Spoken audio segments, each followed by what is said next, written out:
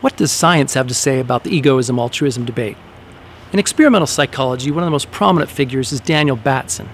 His empathy-altruism hypothesis claims that altruism is possible when we're in a state of empathy, by which he means not simply feeling as another person feels, but feeling for them, caring about their benefit.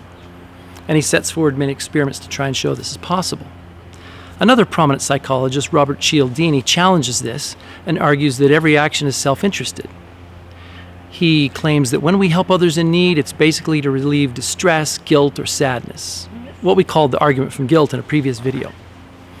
Adam Grant gives a nice account of this debate, and he shows how Batson's experiments are set up to show that we can help people or relieve our distress in another way, and yet people still help.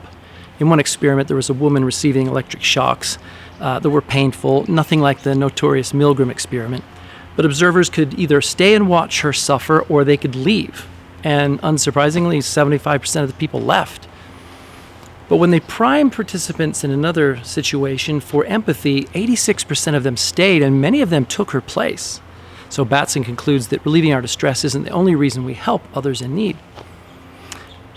Now, Cialdini responds that this misinterprets the results because what's really happening on his account is that we're expanding ourself and including them in ourself and thinking what would it be like if we experienced that. So we're really only helping ourselves, he argues.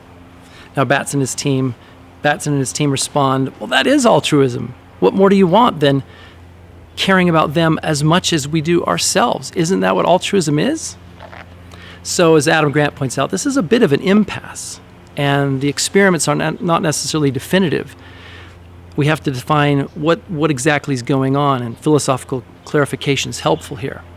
As I'll go more into another time, I think Batson's right on this debate, but that's all for today. Thanks.